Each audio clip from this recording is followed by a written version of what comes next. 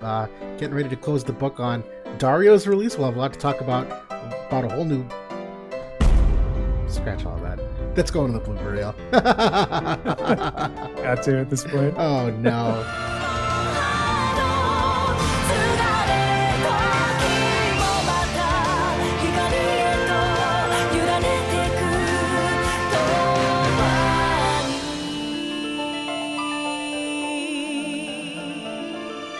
Welcome back, everybody. Episode 46 of the Leonis Report. Happy to be here with JB again, man. How's the week going so far? Going pretty good. Still a little bit thrown off with our update schedule now, kind of with the Friday updates. You know, we were so long with the, like clockwork in the news Sunday nights or Monday or whatever. And then, I don't know, it is what it is now. But yeah, Friday, it is going to be a little bit of a smaller update for us this week. So yeah, not a ton to talk about, but we'll fill in the time. We definitely will. Yeah, I mean, things are going great. Otherwise, I know this has been a busy week in Guild Wars. We are seeing some fun, like, meta shakeups, if you will, from the top 10. I did expect Helena Vivi to last a little bit longer, but it looks like people got just as bored of that as we did, and we're ready to turn the page. So we have a lot of good stuff to talk about tonight. I'll briefly go high level over the agenda to spoil and cap things off how we're going to end. We have the tier list coming back, where we have some new units that we want to add in and reevaluate, so that'll be the big talking point. But before that, we will go over the vision card, which is announced. We'll go through some of the unit upgrades also announced, like the MA2s, the limit breaks, and just, thumbs up, thumbs down. Talk about the tower coming back with the Windspire. That's not a lot to discuss, but then some Q&A after that. But we'll kick things off here first off with the vision card, which is technically the big news release this week. We did talk about it last week. It's Dario's vision card. I know, to recap, we don't have to spend a ton of time over analyzing this. It's an okay card. It's not amazing. 18% agility, certainly nice. That's bigger than 15%, but that's not a huge competitive advantage. The group itself, Dagger, Katana, Mace, and Spear, there's already a ton of vision card support for 3 out of the 4 of those. This does not really open any doors that don't exist already, other than really throwing fuel on the fire for the wind element there, as you had pointed out last week, that this is really a great card for them. It is permanent pool, so you can wait for it. And me personally, I am. That's the quick hit bullet points. So what are you thinking for this vision card? So I think the only real news we have is that they did announce the limited bestowed effect in the news this morning. Slash attack up, super whatever. That it's probably going to be like 20 slash attack up, and it's just for Dario. It's like it's not even like for Katana units, or they could have been a little bit more interesting there. Yep.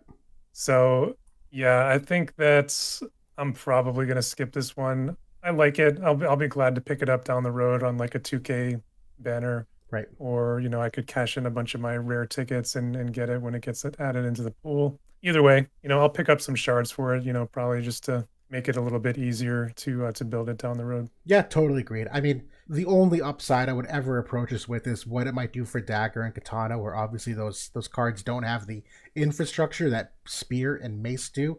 Those two are already 2 of the best rainbow or dual element vision cards in the game. They already have fully built out casts and support, so I'm not really like thinking for them. It's really just like Dagger and Katana, and even then Dagger is a very small pool of units that I don't think it's worth a return on investment.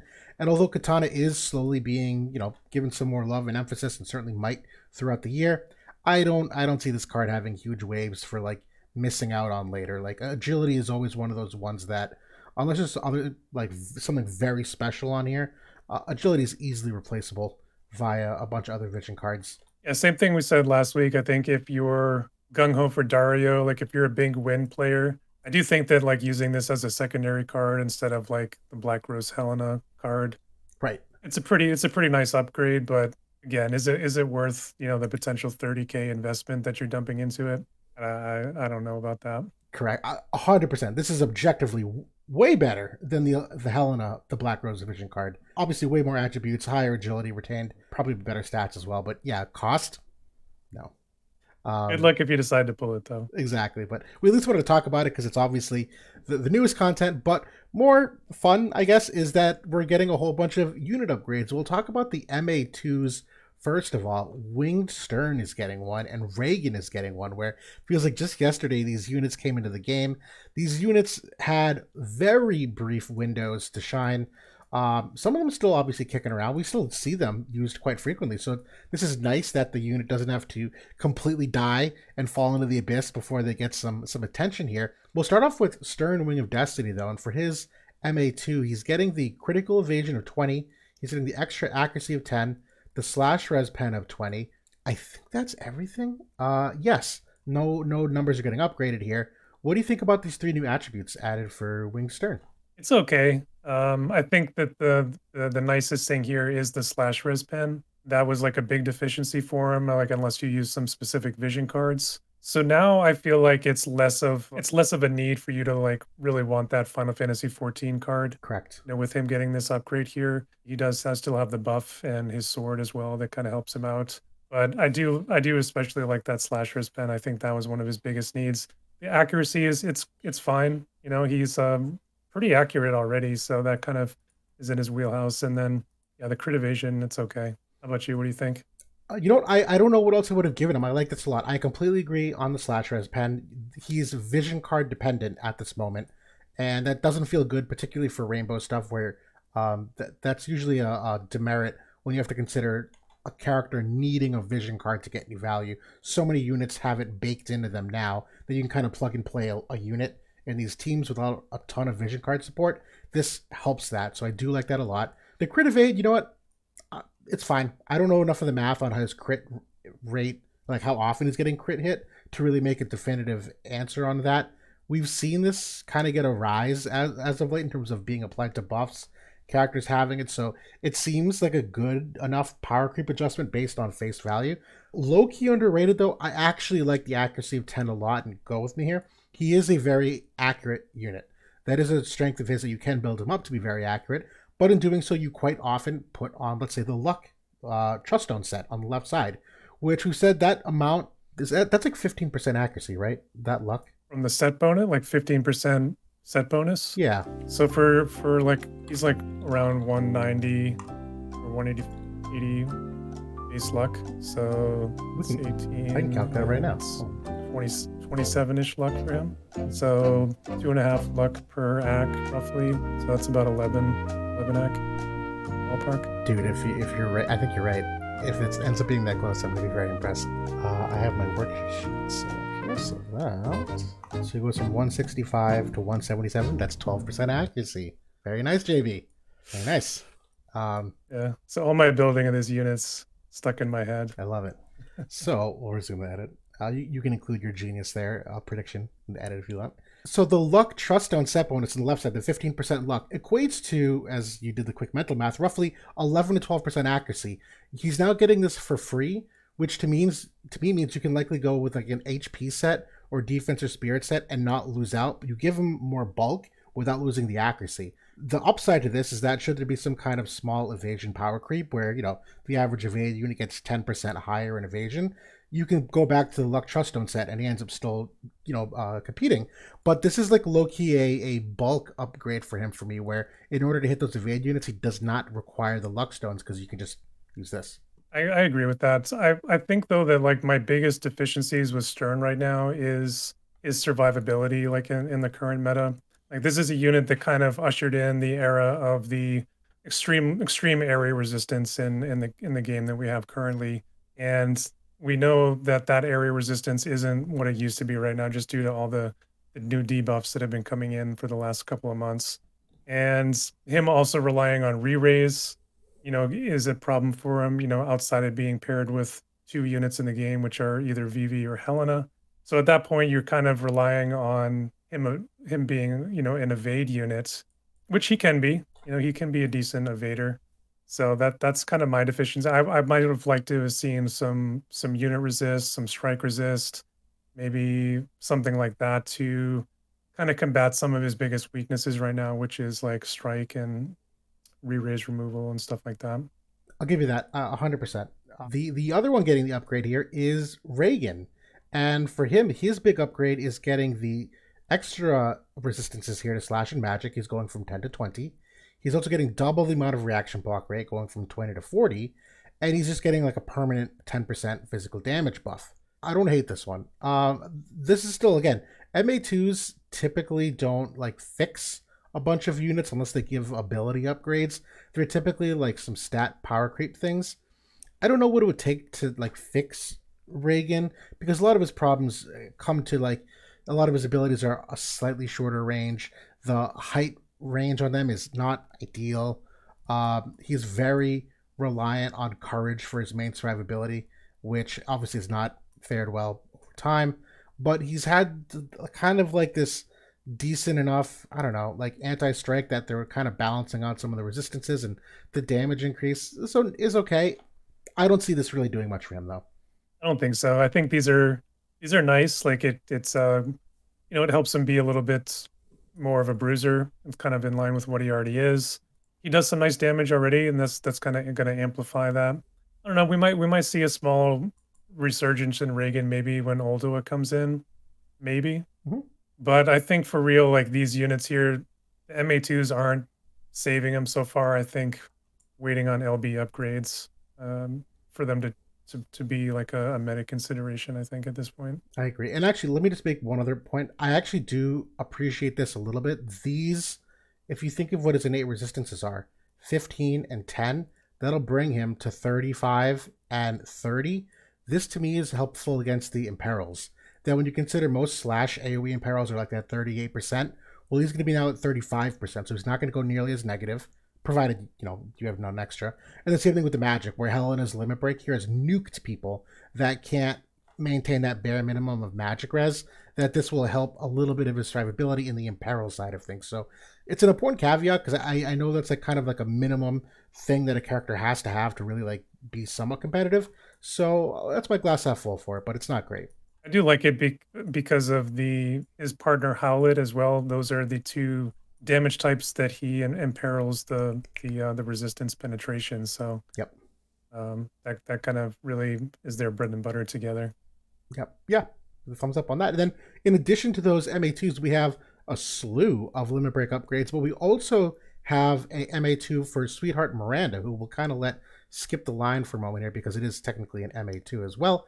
This is a unit who I actually just revisited this week because I kind of forgot how good her potential strike res was.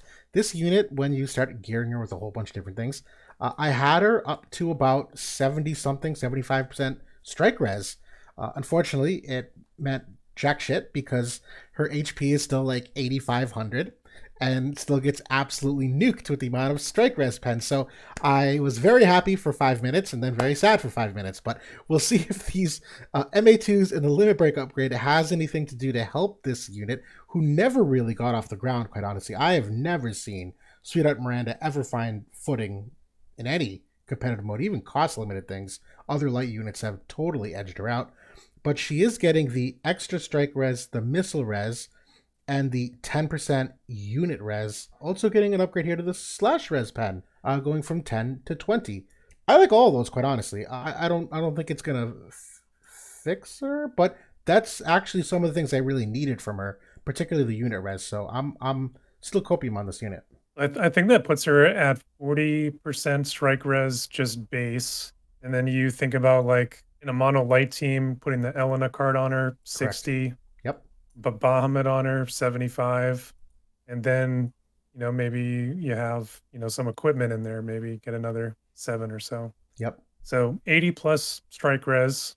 Of course, we know Alaya dumped 60% of that. Yep. Worst decision Gumi ever made. Awful. It's not bad. I think in JP she got some more play initially because JP was more gung-ho on the strike meta when it first came out with the Elric brothers than Global was. Yep. That really didn't show up for us until a few months later because Dark was much stronger for us. I agree with you though. I don't think this is going to be material, but maybe like in some limited things, if Strike is like the predominant team, maybe she has some value there. And yeah, I think overall it's a pretty decent upgrade.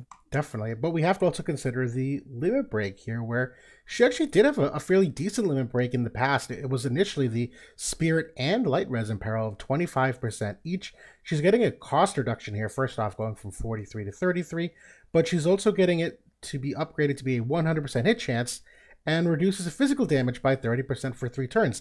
So I think when you look at that physical damage reduction, combined with 10 unit res, combined with the extra strike res, that actually might be enough, I think, to actually compete in that niche. It's not going to be amazing.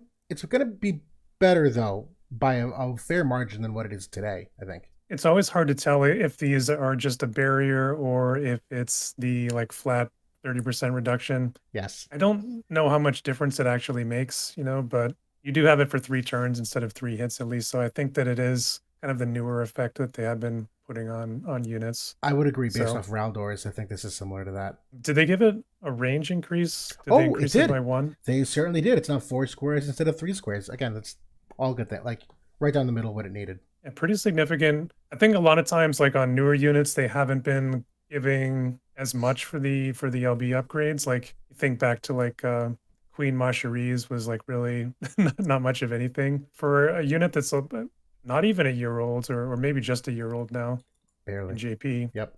That's a pretty good overall upgrade, I'd say. Yeah, I completely agree. Yeah, this is yeah, we won't talk about the character analysis, but overall, I have promise for this unit. I think the time is right for this unit still too. I think this is like a decent time to use her. Obviously, light is still in the forefront with not a lot of dark units to stave them off. Light's in a happy spot that I think she could be a good unit because we've seen Stern fall off. We've seen Barts be okay. They're still used in the top end of the game, but they're not broken gangbusters, destroying anything. It's very beatable. But we'll keep going through the limit break upgrades here. We have another older unit, Lucia, who is the like PvE queen among many. She already got a limit break upgrade as part of what was it, the 140? Yeah, her 140 already upgraded the limit break, and now it's getting a further one where previously it was missile attack res pen. That's not changing. It was a double hit. It's getting a massive AP reduction from 43 to 28. The other thing here is the hate down, so decreased being chance of being targeted for 5, and the reduction in physical damage to large the attack size. So it's kind of like a new age AoE res. It's good. I mean, this unit's in the bottom of the barrel for PvP, so this isn't doing much. I don't think this helps her PvE upside, which I think your frustration comes from at the moment, where you may have been hoping for a PvE upgrade like Luartha got, I think. Fire Luartha, I think, got an upgrade that's like very good for her niche. Lucia's kind of missing out on that. I have seen Lucia used a little bit in PvP, like usually on more cost limited stuff. She's okay. Like she is on the tankier side compared to like the old guard of gunners. If you think about like Frederica and all the old ones were like Yeah. super one-shottable. Lucia has tended to be able to take a hit in general. I do wish they had given this a range upgrade. That is my biggest disappointment here, because you would want her to like really get this this survivability buff really early on, especially with the hate down as well. Yep. And with the more limited range, just like the 4 or 5 base range, I just don't see her, getting to it right away. She Nope. has other attacks that are longer. Completely agreed. So a little bit of a swing and a miss on that one. The next unit is Vinera, who very intriguing. This unit completely fell off a cliff, but is still very relevant lore wise, which I always think is interesting when you see these characters that aren't used, yet they still get attention. Like there's still very obviously like a lot of goomy attention to voice actors and art and scene choreography. They clearly know she exists, but just PvP, it's not there. And her limit break upgrade, it used to be just a poison chance, triple hit. It's getting that same AP reduction, 43 to 28. The range is staying the same, but the big thing here is that it's getting the unit in peril of 30, the reduced counter chance of 100, and ignore sure it for 3 turns for self. This unit's not good anymore. This is a great limit break upgrade, though. I like this a lot. Very good. The imperil there with the ignore sure hit, very very nice. Also going down in the AP cost. I agree though. She's still very evasive. She's still amongst the top there, especially when you consider she has shadow cast from Thief as well. Yep. The damage just isn't going to be there. Like she really lacks in slash res penetration, if I remember correctly. Like she was like one of the first units to have defense penetration. Wait a minute. Um, I didn't actually, realize this. Wait a minute. oh, She has 40. You throw the Anima Vision card in there. She's at 90 slash res pen in a mono dark team. Again, and not top end of the game we're talking here, but like theory crafting. That's more than I thought. I completely forgot about that assassin passive upgrade. Yeah, but again, it's debatable. You want the evasion rate on. You typically want the move and agility for an evade unit, the agility in particular. But if you have to swap to this passive, is that the end of the world if she's move 3? Probably not. I think she Although, does have some AP issues as well. wait a minute Still, though, but defense pen. So there is a trade off here. You have to pick and choose. You're going to need the defense pen and the slashers pen. You need both. yeah, there's too many good passives there just to when you have two to choose from. So I don't think she's going to be doing anything, but I do think it's a pretty significant, especially for maybe PVE stuff, because she has been used from time to time as a chainer, and this gives you that unit res and peril. So maybe it's interesting for guild raids or something down the road. Yep, absolutely agreed. We'll keep going here. Regal Glaciella is getting the limit break upgrade. And this unit, again, a unit that never really took off. There's just too many things to pick apart in the deficiencies. There's a problem with her buff. The buff's not very good, first of all. The survivability is kind of weird. The cast time's always been an issue. You know, Fire's full of mages, and she's never been in consideration. And her limit break wasn't great either. She AP restore for the mage, like, really useless. The counter chance was fine, but it's a cross-shaped AoE. That obviously hasn't aged very well either. Her thing here, I believe this is the effect that Jade and the Celebrated has, that it will bring hate to 0. That's right off the bat very nice. I do like that. I think that's a very underrated mechanic that they swung and missed on with Jaden. I think that could be a game changer for some meta defining units, but they're giving her the decrease in activation time, and they're giving her the reduction of physical damage, which she does skew better against. I like this a lot. I still don't love the cross shape, but the mechanics nowadays for damage reduction, the larger the AoE, has made me feel a little bit different about the cross shape, where diamonds get mitigated a little more easier now. So it's, pick and choose, but I like this. This is a very good upgrade for her. I think it finally kind of gives her a little bit of a niche where you do really like her job 25 ability. Like that was one thing I've always looked at her. She's got the big diamond, like dispel with the drop in CT. Like that's a banger of a move. Yep. The problem has always been, like you said, her cast time really limited 200. her to like It's 200. Yeah.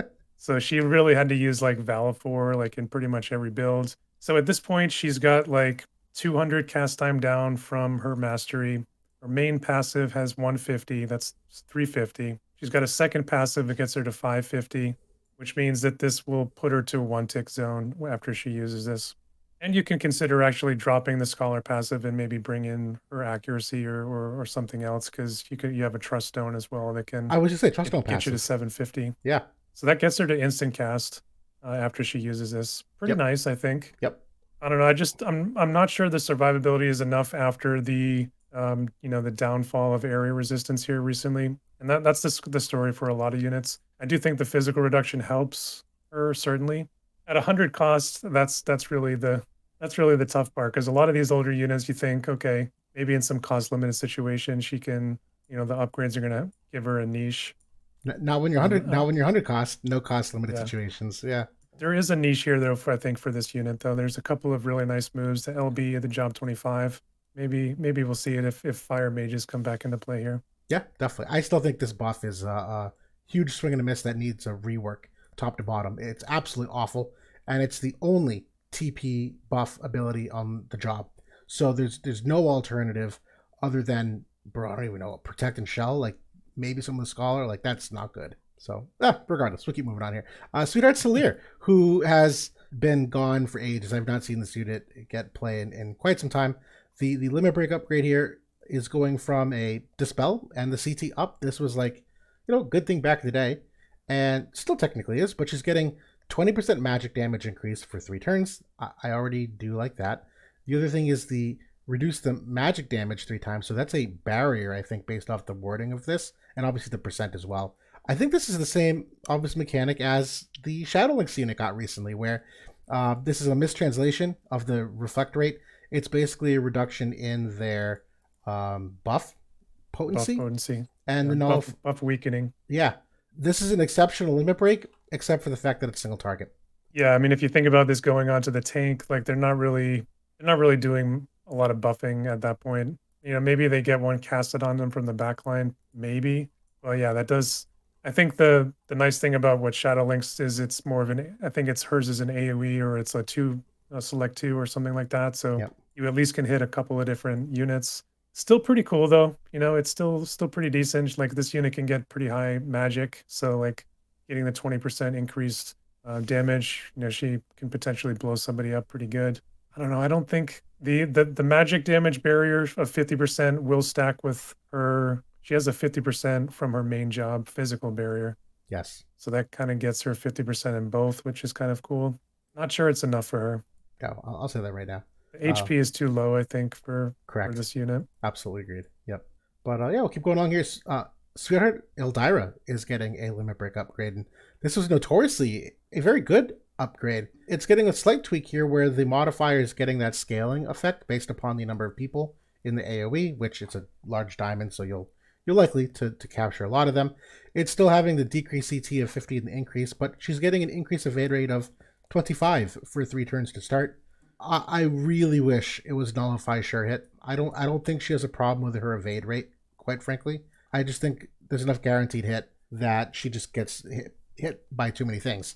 Her evade rate is still exceptionally high, and she still has great niches against, what was it, slash in particular, I think, and there's slash and missile, although missile's kind of whatever now. So this is not aged as well as it did back in the day, but I really wish it was nullify sure hit.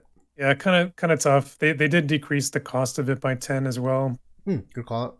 This is another one where like they recognize this as a very strong limit burst, and that's kind of been, one of the strongest things about this unit, and they kind of went mid on the upgrade here. So it's like 50% more modifier potentially if you're getting all three, and then the evasion rate. That's really, really whatever. I don't think it's going to change anything for this unit. No, I would agree with that. The only benefit to this is using it mid fight, that, and not even mid fight because it's usually one of her first abilities. But like, should she get dispelled and lose her buff for the evasion, she has a way to proc it back. So there's like a longer uptime if some counterplay, but still, I don't think the actual evade rate is the problem with her. If they didn't want to go ignore a sure hit, maybe it could have procced like a re-raise on herself, or given her courage, or Yeah, maybe something to like kind of give her some insurance of survivability that she doesn't have now. yep. I would have liked that better. No, me too. Absolutely. But that doesn't covering all of the limit break upgrades. And so there's a couple fun ones. They're on characters that aren't going to do a lot of things. I think the biggest copium would be for Swthrt Miranda and a little bit for Rico Glaciella, but that's very low tier. I would be shocked if anyone at the top end of the game or class match was using that. So we appreciate him. Thank you, Gumi. But next. Fun for like PvE stuff at a minimum. Exactly. But moving on, we are going to briefly just talk about Tower again, where we're getting the Windspire. We basically know what this upgrade, though, is. It's an upgrade to the ring, getting the extra 5% versus 10% on both. It's the same story as always. Just do it. I don't have more to say with that. There's not deeper analysis than that. Those rings are exceptionally important. Just get it and do it. It is surprising to get Tower like back to back. It's like we hadn't seen it like in so long, and then now we're just 2 updates in a row. Yeah, okay, whatever. Yeah, those are still powerful accessories. They're not necessarily as powerful per se anymore because you're not getting as many like mono element teams. You're still getting a lot, but you're not getting as many. So the benefit of like all element res against a full element team isn't exactly the same. But these are still crucially important for certain specific matchups in terms of like giving characters certain survivability against their direct weakness. So 2 thumbs up. Still do it. Brings us then to our tier list. Let me recap. This was the last snapshot that we did. We had preliminarily put 2P in the S tier. She was not released yet. It was that week she got released. We were balancing this, obviously, for Helen of the Black Rose and Vivi and the meta they brought in. We were also balancing this for A2 and the sweeping changes that she brought in addition to what she did for Greatsword, what she did for Ice, how the magic meta was changing a little bit, barrier strength, if you know what I mean. There's a lot of about game balancings that changed. Strike in particular got a huge uptick too with 2P, so there was a lot of trickle-down effects. There's a couple units here I think we obviously misplaced. It's never going to be perfect, but again, I don't think any of them were misplaced within a grade, which is really our goal. We want to be 1 grade away in the debate. We never want to miss on 2. But we will today be adding units that are either new or were so bad that they were not even on here to start and they got an upgrade, so we're going to give them a second try to see if they deserve to be here. And then we have a couple that we'll talk about it, and we're going to go fast through this, but just so anyone that's looking at this knows what the heck these icons mean. JB, you want to talk about what the arrows mean here for them? Yeah, so basically the ones with the green and red, like up, down, these are ones that we tagged as kind of just a meta discussion. Do they deserve to be where they're at? Are they moving up or down? The yellow and blue, like sideways, tagged units are units that have received an upgrade, whether it's an MA2, whether it's a limit burst upgrade since the previous tier list discussion. And then there's a few in there that just are marked with the orange down arrow. And those ones were very quickly, ones that were tagged that are going to be moving down a tier and potentially off the list. Also very So true. But we'll kick things off, I think, with placing some of these units if you want. Is that a good start to spot? yeah, we can place the new ones. Good spots, yeah. So more the merrier. Got her upgrade here. I'm just going to be very casual about this and start it off. I'm going to go C tier personally. I would agree with C tier. I think that she still kind of has that niche of being like a decent anti-magic unit with the silence capability. Still has kind of the ailment angle that's going for her. I just don't think there's enough survivability there to push into like B or A. And to be honest, I haven't seen anybody using that unit like outside of maybe a couple of arena teams. So I don't think that the upgrades really brought her back to the meta, unfortunately. Nope, I would agree. I know I immediately look at Roy Mustang as the similar benchmark. They obviously do a bunch of different things, but the same idea that they have like one survivability mechanic. It's not the greatest in the world. They have some magic upside. Is it ever really realized? Really not. He's also hyper accurate. That's kind of her thing too. Very accurate. So I see some overlap there, and he, I'm not saying she's better or equal, but I'm drawn to that comparison. I think that like her damage is better now, obviously with the imperil that she got on the limit burst. But yeah, definitely still a glass cannon when you consider like the state of re-raise. Definitely. Which brings us next to the Lucio the Luminous, who we've had such ups and downs with in trying to evaluate because there's so many factors. Is the warrior class good? Where does he fit in light? Does he contend well with the meta? There's so many, I'll say complicated factors that go into him as a unit. Do you want to start off where we should roughly place him? It's a tough one. Like there's a lot to like there in terms of his bulk, in terms of all the different utility that he brings. He's got some really nice buffs. He plays a lot better with other elements than a lot of units do, just to the nature of those buffs and also like his mastery ability. But I just haven't felt the impact from him. So I feel like he's on the cusp of S, but I think he's an A unit for me. Oh, S would be very generous. He seems to be a slam dunk for A, particularly when you consider that Stern and Bart's are in this consideration. We have Squall in A. Like I think he's way better than a handful of these slash oriented units that we have currently. Vega. I think he's way better than Vega in various regards. So I'm very comfortable in A. I still think his best days are in the future. I think we're not done with this unit though. I agree. I think that Warrior still needs to be built out, and I think he's kind of a foundational piece there. Totally. And small segue. We got time. We were talking about this earlier in the Discord. I think right now the teams that are using him, it's typically the Lucio, Helena, and Bart's. I think it's a very confusing team to me. I think people are putting that team together because it's like the best three light units, but I don't think game theory wise they actually make a lot of sense because Helena's AoE crush does nothing for Lucio, and Bart's already has his own AoE in peril, so there's kind of some weird overlap there. The re-raise removal that Helena is her big utility. He's not a re-raise unit. Bart's not a re-raise unit, so completely miss on that. The follow-up damage from Bart's will awaken sleeping targets that Helena lands asleep on. Sure, it does more damage to him, but that's a debilitating non-factor in erasing a big part of her status effect upside. That, again, it's a very confusing, game theory. They don't enhance each other in any single way. So I see a lot of people using it. I'm still not sold on that, though, so I think his best days are still ahead of him. Resnick the Hoppy got some legitimately very good upgrades. I'm still very much appreciative of what they did to this unit. I think they fixed a lot of the initial issues. Barring me using her a lot, though, and seeing nobody use her at all, I'm still going to go C tier tentatively, particularly just because Dagger's not fully there either. Certainly could be. I can't overinflate this, though. I'm going C. I think if the job group was in a better place, she could potentially make some noise for B. But yeah, 100% C unit. Unfortunately, I think that the meta is going to pass her by too, but by the time Dagger gets good. Right.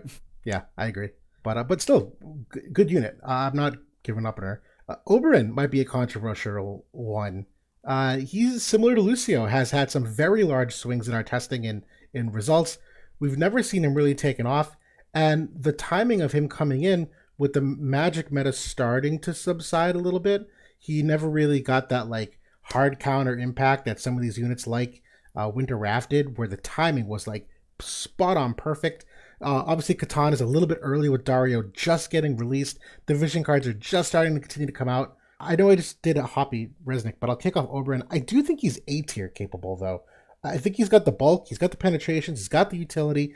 There's more than average survivability. It's not amazing. It's more than almost all the characters in B tier, though, by a long shot, if you know what I mean. That I'm not blown away with him. I don't think he's amazing, but it's hard for me to put him next to some of these guys in B. I agree. He's definitely, you know, I think that he's like in power level. You look at like Hio, you look at Stern, probably like, you know, pretty comparable in like their overall power. He's a little bit newer, so he's got like some new things that he can do in terms of like the penetration and perils. I think that it like the meta condition is just flipping at a tough time for him where he didn't really get to do much of anything. At least we know on, you know, the top 50, I would say, where Helena Vivi is starting to taper down at this point, and you know Dario is now coming in, which would be his ideal partner. Like if you have him in fire, I feel like it's like a square peg in a round hole. Yes, you can make some teams there, but I think they do is really designed to go with Dario.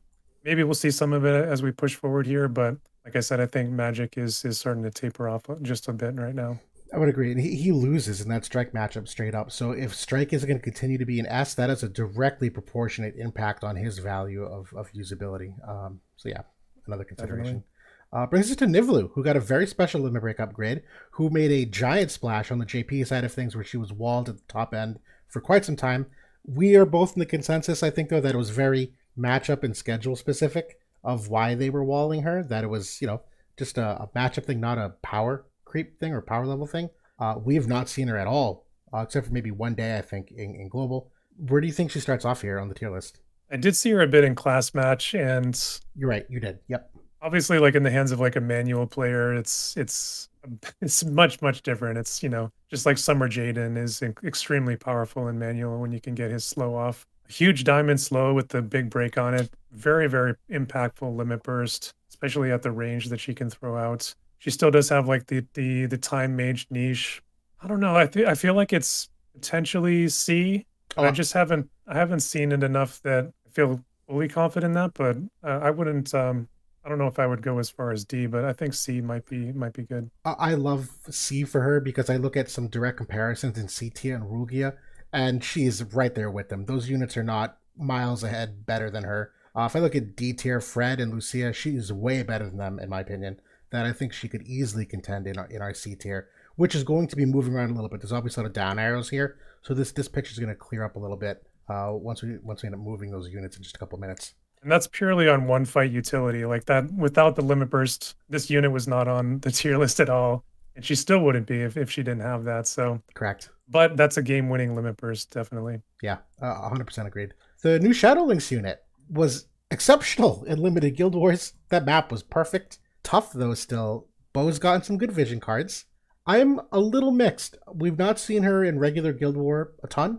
It's very difficult to fit her into a mono water team, which at this time I think is her biggest upside still. I think it's still too early for her to just be fit into a rainbow team. I've tried. It doesn't work against the S tier units in any capacity, but it's a very good unit. I would easily put her in B, if not even maybe A, somewhere in that range though.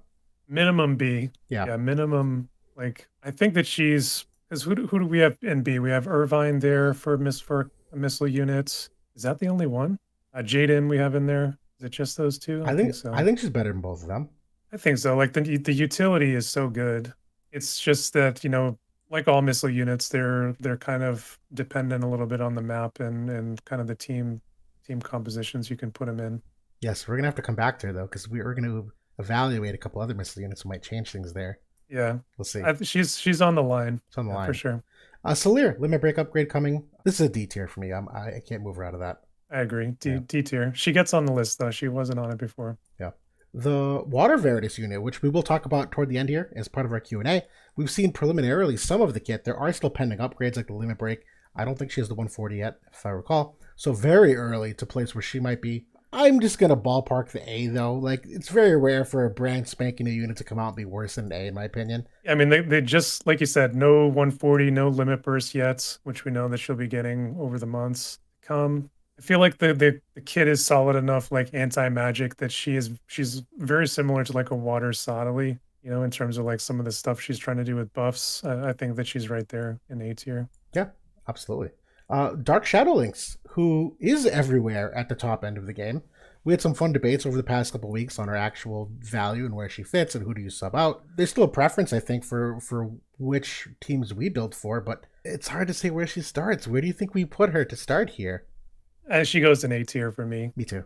Me too. I think that like this is like the prime example of like a meta condition, like elevating a unit, I think, where Katone has such a good team that she can fit into right away. The card support is banger, like best in the game. The units that you can slot her in with, like Ildyra, are some of the best in the game. And although I do think that Shadow Lynx is a better unit in a vacuum, the teams that you can use Katone in right now are clearly better and getting more use. I still stand by that. I think that Shadow Lynx in the long haul is a better unit. The bow unit.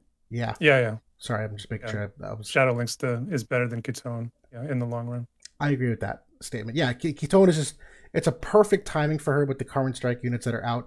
They do have some very good X's and O's where Ildyra will nuke from behind. It's kind of like how can I say this? They kind of stratify themselves. That's the word I want. Where 2P like leaps ahead, bam, right in their face. Ildyra kind of staggers behind in the middle, gets to nuke them from long range with that 6 square range.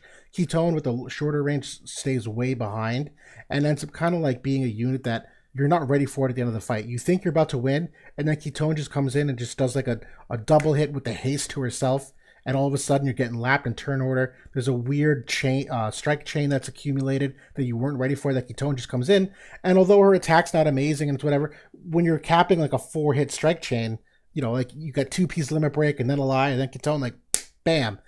There's no doubt some stuff that you can't mitigate. So the spacing of the unit I've found has been one of the more challenging things with that team, where 2P dives in, Ketone's way in the back, and then Ildyra is kind of in the midfield, and you just can't AoE them. So no, it's the type of team that you really need like select abilities to really like kind of capitalize against them, unless you can kind of bring them into a choke point and kind of AoE them down.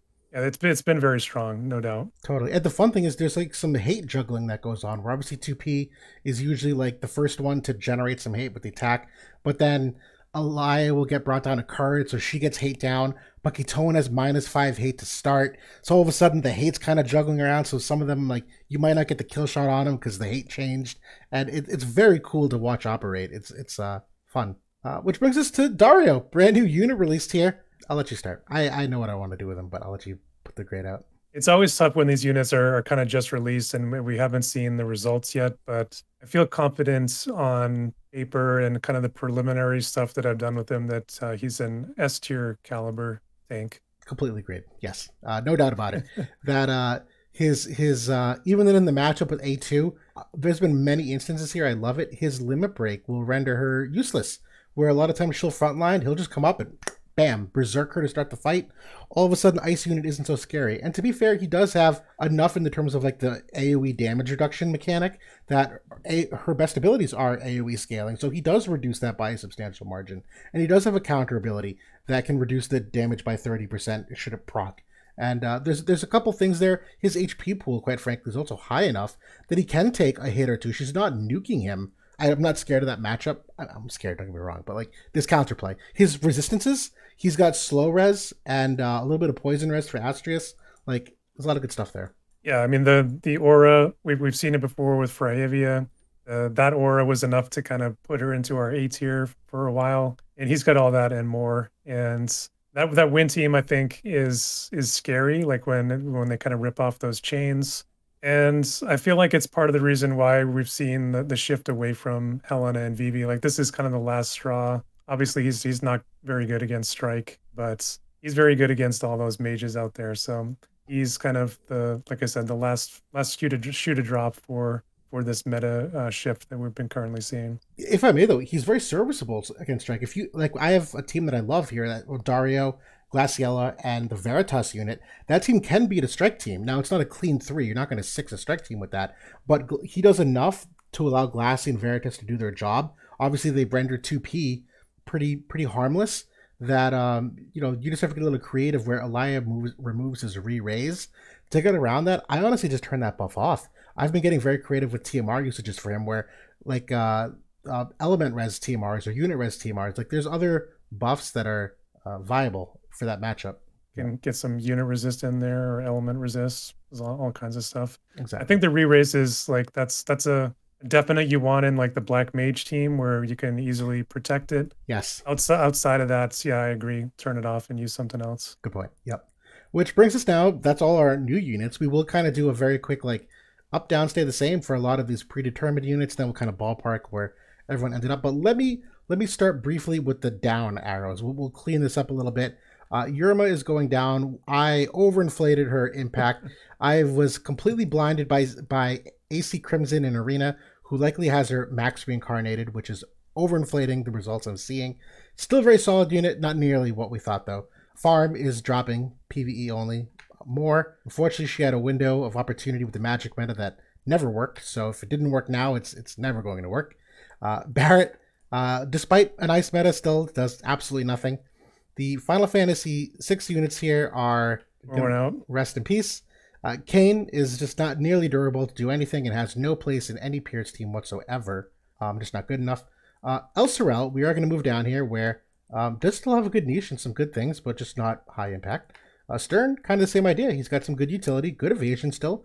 I would say not bad being a greatsword unit, to be honest. That he's okay with that, but Zazan is very much powercraft at this point for all the mechanics that once made him great. The evasion's nice, but Earth in particular has way better units, so he's completely moving down. The other ones here with the down arrows was Aerith, who so close but so far. The AoE magic barrier is still very good, but the rest of it is just kind of whatever. There's enough barrier break in the game that yeah, I think there's a lot of these Final Fantasy units are kind of going to be waiting on some significant limit burst upgrades and probably need even a little bit more, to be honest. I would agree with that. Which brings us to the up, down, and movement. And I know this is kind of backward. A lot of people like to go from bottom up because they like the drum roll of the S tier. But I like starting top down from S because to me, S determines everything under it.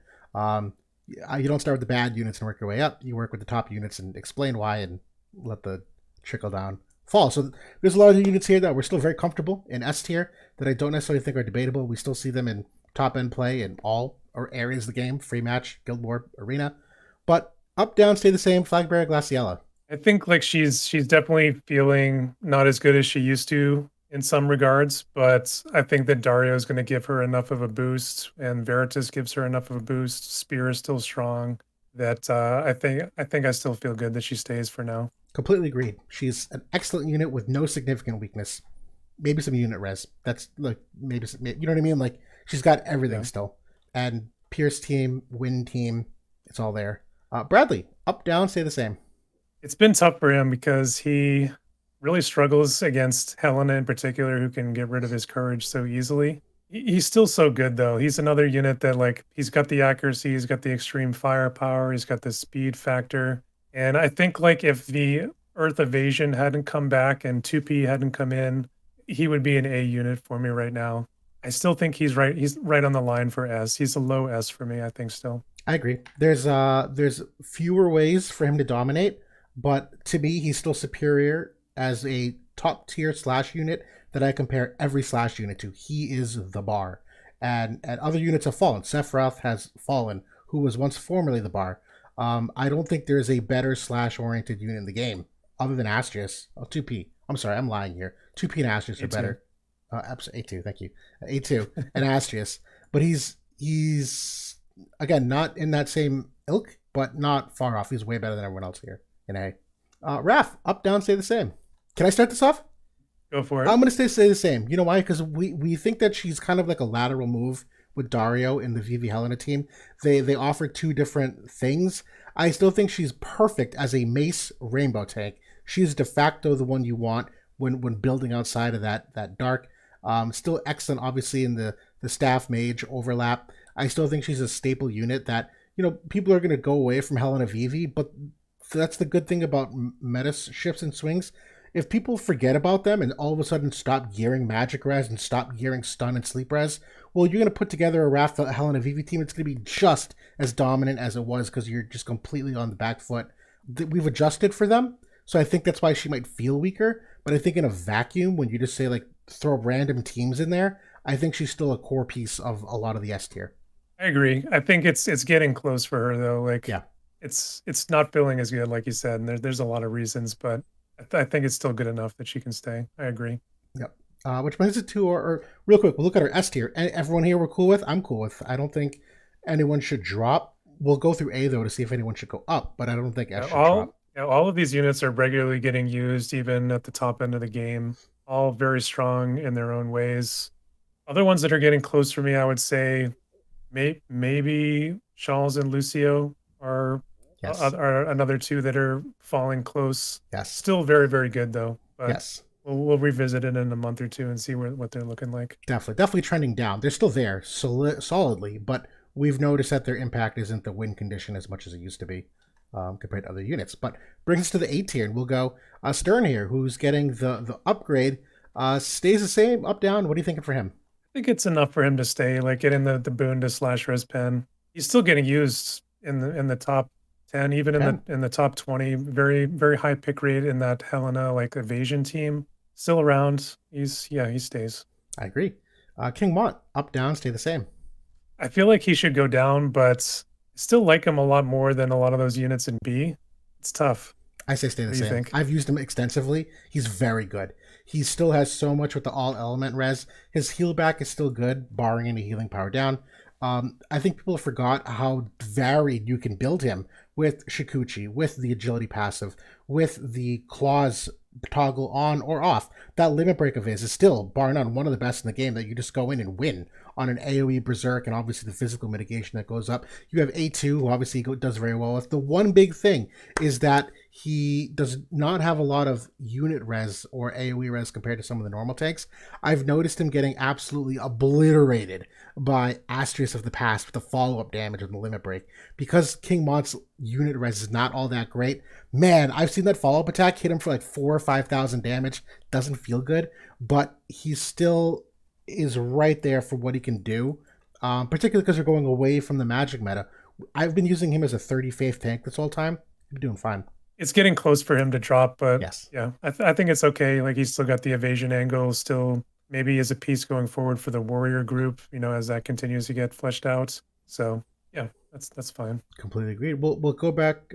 I'm sure we'll circle back on some of these units, but Rain, up, down, and stay the same. I think Rain's going to fall to B for me. Like he had a really good run, like with Saul and Shawls, and we moved Saul down last time, and I think at that point we probably should have bumped down Rain, because I think that was he's not really used outside of that, and I don't think people have been really using him in the greatsword teams. Maybe like throwing him around a little bit, but he doesn't really do much there. That's a support is just kind of keeping your bruisers alive can't do. So I think B is a better place for him now.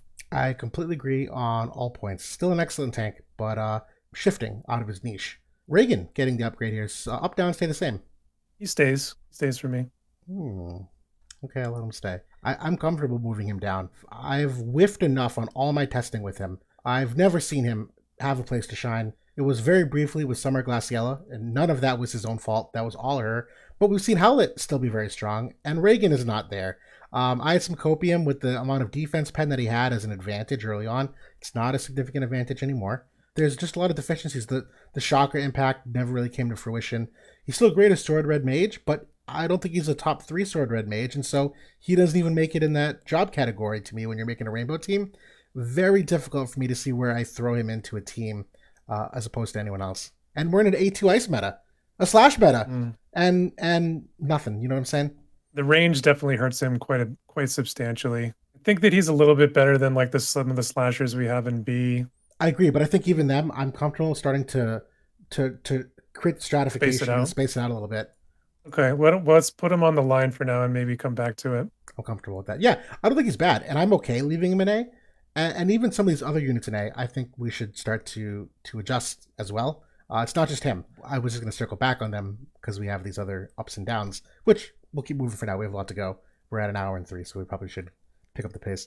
Fryevi, up, down, or stay the same? I think that like as Magic is starting to taper off just a little bit, maybe she can go down to B as well, because she's really, really bad against Strike, really, really bad against the Greatsword teams. And those are two of the three most predominant teams we're seeing right now, along with Black Mages. So very good in her niche, but falling out, as physical creeps in. So I think B is a good spot. I would agree with that. And even Dario, being a similar magic aura, I think even if you were to put him in an unoptimized team, he does just as good as she does with that magic aura. That's really her only upside, and he can do that on a buff and still get good value. So yeah, that's made her less special, relatively speaking. Yeah, her LB it's a one-time use, and it doesn't come with the additional aura effects like the newer tanks get, like the ailment resist or accuracy or whatever. So yep. Just quickly on that note, they're not highlighted, but I am very happy to put Squall on the line. I'm super happy to put Grifford on the line, and I'm super happy to put Vega on the line. I think all of them have not aged as well as we thought they have. They're candidates on the way down. So we'll go through the B tier, I think, and then make a final decision. But I'm pretty comfortable with everyone else. A couple of them might be stretches, but not that far off. Yep. So our C tier, Skahal got a limited upgrade, and well, like I said, we should probably pick this up, but up, down, stay the same. Stay. Me too. It was fine. Nothing changed. He gets the AoE res and peril to go with the Thundagger Disposer, Lightning and peril. Good, but doesn't not enough to push him to A. No. Queen Moshery, up, down, stay the same. Wasn't a great LB upgrade for her, but I don't think that she's bad enough that she goes to C. I think she stays. I agree. I think she's trending down, but because we've had some really good Earth Magic units too. That was her niche for a while. She was the only Earth Magic unit. So like by default, you had to put her in. But with Renoa, Dagger's, I think, better, quite honestly, in different regards. But I think Mashri is also on the way out. Yrel as another Earth unit here. Up, down, stay the same. That's a tough one. I want to say that she should go down but with Alaya like kind of in the forefront again, like she's one of the best units against Alaya, so maybe she stays for now. But her damage really isn't feeling good at all, and the having no way to protect her courage either is tough too. Trending down for me. I'm gonna make the decision. I'm moving her down. I have used her extensively in the WDL, and this girl is good for one thing and one thing only, and that's a buff. She dies to everything. She doesn't kill anything. No, the buff is exceptional, but we're a little bit past that. There's more courage counterplay, all the follow-up attacks, all the courage removal. Being good against one unit is not enough to stay in B tier, I think. So no. I'm okay with it. Right. In the mono lightning element, she was great, but the strike meta, different. Alphonse, up, down, stay the same. So this was an interesting debate that we had where I think that's he probably deserved to maybe stay in A tier before, or because he's better than some of the tanks we have in this group, like Warrior of Light. I think he's better than Charlotte too, as an overall standpoint. Jum, I think you can that's debatable, like since she got her aura, who's better. But with Magic still heavy and Oldoa coming in to maybe extend that's concerning for him. So I would probably keep him, even though I think we did maybe underrate him a little bit before. Yeah, I'd keep him. We've seen him in a couple top 10 walls with the strike team. He's right there in various regards. And I don't think he's a far step down from Mont. In some places, they offer different kinds of utility, but he's got the same kind of like self-sustain where he's got the HP regain and barrier break on an AoE, and he's some good things there, but I'm comfortable with the B. We'll keep moving on quickly. Alaya, the Ice Alaya, up, down, stay the same. She got the LB upgrade. It's pretty good. And A2 helps her, but I think maybe moves up. I'm going to stay the same. You know why? I've Guild War, I've seen nothing.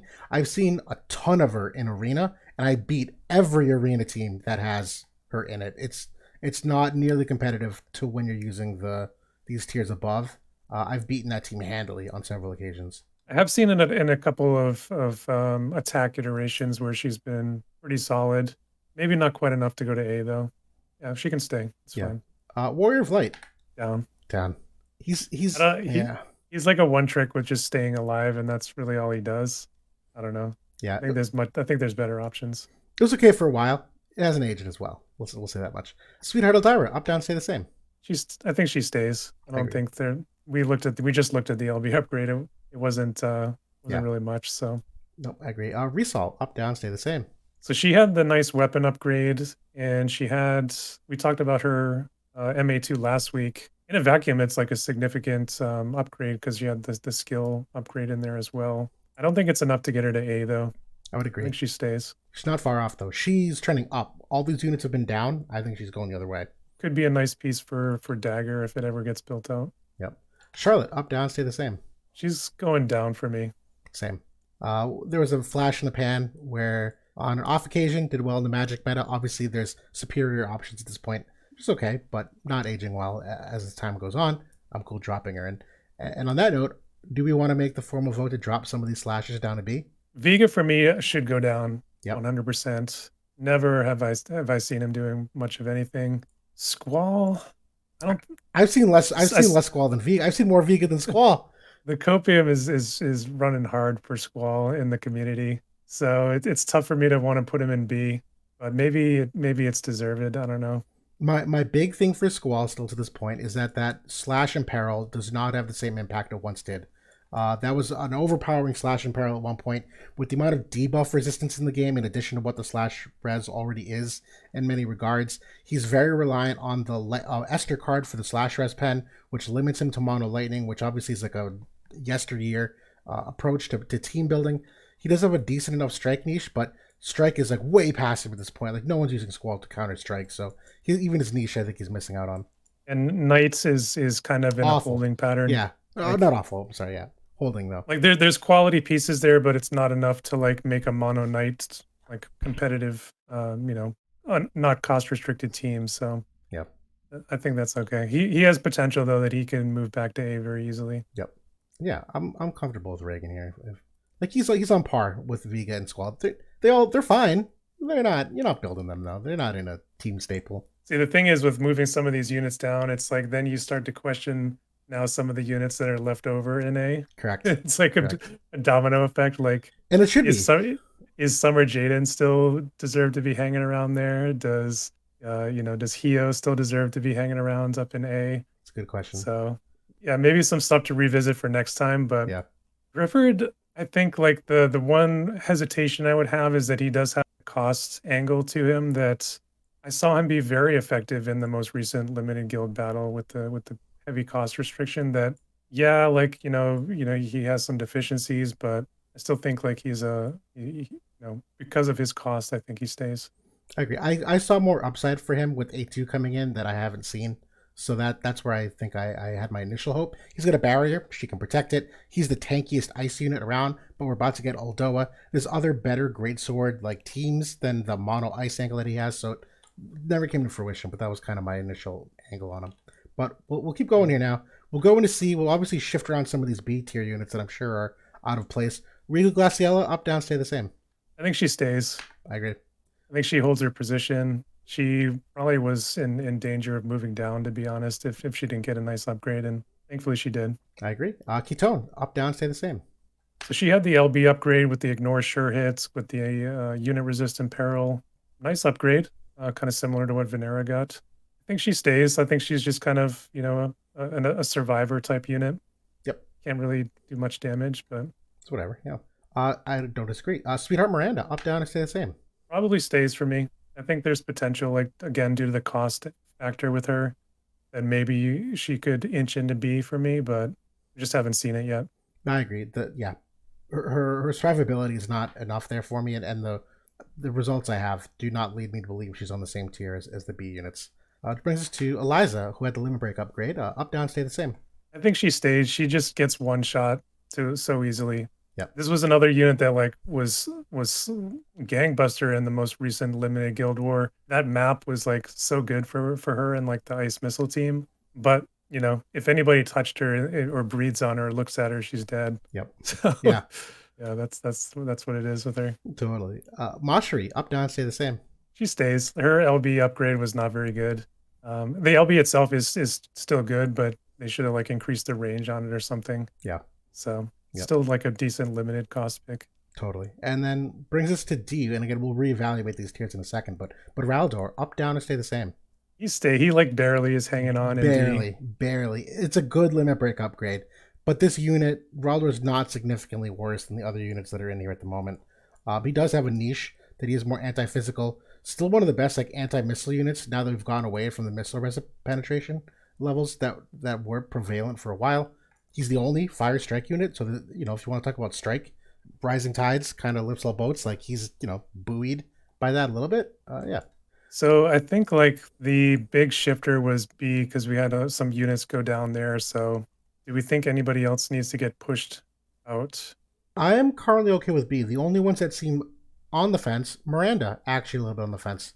Squishy as all hell, courage easily removed. We don't need the accuracy anymore. Water's gotten a lot more accurate. Still a great unit, but falling, if you know what I mean. I don't see her having a defined role like she used to, but I'm okay leaving her in B. I think I that's really think, it. yeah, I think that she can move down. Like if you sit her next to like Skahal and Queen Macherie or like Summer Helena, I don't think she's as good as those, like top to bottom. So If anything, I'm actually looking at a couple of our A tier units, thinking they should go, and I'm in particular looking at Kefka. I'm sorry to say, Kefka's standing out there to me at the moment. I was looking at that one earlier too, and I just couldn't bring myself to do it. So Yeah, it um, probably needs to happen though. I would agree, and I think the rest of the units in the A tier are okay. Another one trending down very fast for me. If I had a couple drinks in me right now, I'd make the case for why Sephiroth should be B tier. I've been doing a ton of testing with Sephiroth with the new Katana teams with Dario and Oberyn and Swthrt Miranda, and Sephiroth is just bad. He's bad. Without the Anima Vision card really amping up his slash res pen, the unit res and that economy, the economy of it there was some like HP and attack up and whatnot. Like there's so much missing when you take him out of the dark team from the stats that he formerly had in there. As a Katana unit, he's like solely relying on his limit break. Once that limit break is gone, this unit is a nothing burger for what it contributes to the rest of the team fight. There's virtually no other utility that he brings. Very poor in the current state of the game when I'm taking on these S tier and A tier teams. Yeah, he definitely is not as strong as he used to be. The AoE resist is a big one, and then Shawls being used so often in many teams, getting like the 30% dark resist. I don't think that he's. I don't think I would push him to B yet, No, but he's getting close. You know, as other units rise up and new units are entered in, a lot of these units have to start naturally shifting down, and he's been headed that way for sure. absolutely. Yeah, he easily gets like 2 or 3 tapped by a lot of these matchups in ways that I just wouldn't expect because the all element res, but he just doesn't have any of the other mechanics in terms of survivability that really scale well. Like that Astrius matchup in particular, he gets obliterated. Again, that follow up damage is typeless, so it's all on the unit res. And Astrius has the barrier break, so Ceph's barrier is just immediately gone. It's just there's no way to get around it. Yeah, even Definitely. Ceph's barrier break can be sealed by A2. Yeah, so I'm roughly comfortable with this tier list. Again, I don't think anyone is 2 letter grades away from where they should be. That's our goal at the end of the day. But I'm sure there's a couple in here that are probably not where they should be. But we'll fine tune that over time. Yeah, hit us up in the comments and make your case for anyone that you think is egregiously off here, or anyone that you think maybe should have moved based on other factors. And yeah, we can talk about it next time. Definitely. So Q&A number one: how is Arena feeling post Veritas of the Water? How did you do last week, and what's your plan for Veritas of the Water? So my plan was just try to get her this first week so I could shift her right into the barracks and start doubling up my shards, get her a little bit quicker. Water is one of my favorite elements, so I could I can reserve a spot in my barracks to do that, and get her a little bit faster. So I think it's fine. I expected more of an impact on like how many pots I would need to use to like stay in the top 1000, and that's really all I'm trying to do. Top 100 maybe is a little bit more sweaty than it used to be, but I'm okay just throwing her in the barracks and getting those extra shards that way. Yep, totally. Arena was super sweaty for those first couple days, the first week. I think it's going to fall off a cliff very quickly, though. We've done some analyses on like how quickly you could get her in various, if you did top 1000 for X amount of weeks or top 100, how much faster. And the stress test is simply if you went top 50 for her and did no barracks at all, top 50, you'd get her in like, I think it was 13 weeks. And if you were top 1000, instead of 13 weeks, it's 15 weeks.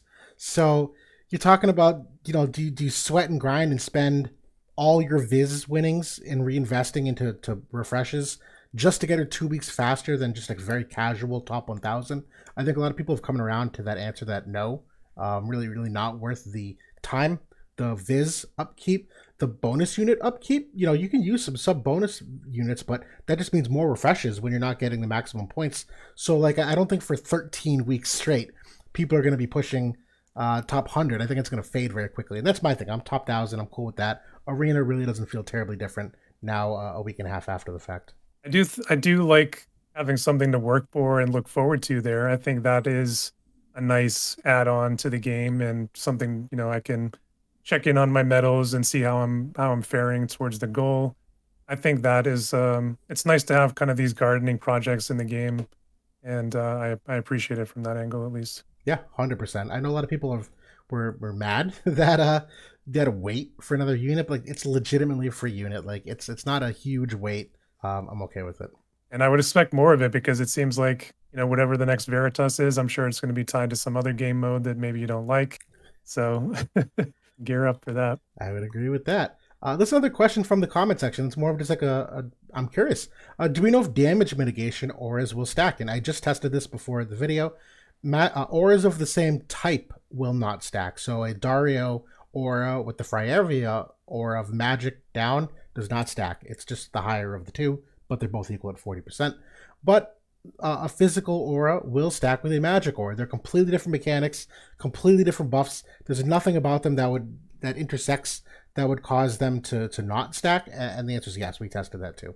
The one thing that will stack is if the aura comes with like bonus effects, like Glaciella has the accuracy and King Mont, I think, has like the AP reduction. So you would get accuracy and AP reduction. Those are different effects, different IDs on their statuses. So yep, that's how they differentiate it. Yep. I mean, if it helps, it's the same logic as any other buff that you would ever receive from a teammate. If a teammate gave you AoE res and accuracy, and another teammate gave you AoE res and wind attack up, well, the AoE res would just be the higher of the two. Those don't stack, but you would obviously gain each individual buff because that's just the logic of how they work. So that's pretty intuitive. So this question, a bit off topic, but what do you guys think of the upcoming game Unicorn Overlord? I don't know a ton about it. I've seen advertisements. I know there was a demo out, I think, the past couple days. Just very high level. You could probably talk more to this. I know it's like a strategy, tactical RPG from what I can tell. What do you know about it, though? I'm pretty excited for this one. I pre-ordered this one for my PlayStation. So this one comes out just in a couple of days, I think. So I'm going to be getting this one in the mail here pretty soon. It's by Vanillaware, and I think it's being released by, which is like a big like JRPG developer. And I think Atlas is doing the release, which they did the Persona, and they published a bunch of other like really good games. But it's just like you said, it's kind of like an ode to Ogre Battle, even like some Final Fantasy Tactics kind of stuff in there. You recruit units. There's like an overworld that you can kind of do missions on and build out your base and things like that. So it looks like a legit like really cool strategy game. So I was all about it. Looking forward to it. Yeah, I don't have any strong thoughts because my game backlog is pretty dense at the moment. I'm still wrapping up Persona 3. I'm actually in the process of like scrounging together like tax refunds and a couple other things to buy a PS5. I don't have PS5 yet, so I'm still waiting to play Final Fantasy 16 and the 7 remake, which are higher priority. So my game, in addition to War of the Visions and Genshin Impact and all these other ones I'm playing, that I think it's cool. I'll keep my eyes out for it, but backlog is too dense this time. Had you played Persona 3 before? Oh, yes. It's my favorite game in the world. I played it on initial release on PS2 and then got it for PSP with the Fez release on the PlayStation Network, throughout the years. It's probably like my 6th time playing it. I usually play through it twice just to max all the social links on the second try. Dare I say game-changing RPG. The philosophy, themes, and everything about it as a young, impressionable 20-year-old was definitive on my core existence. So yes, that is an all-time favorite.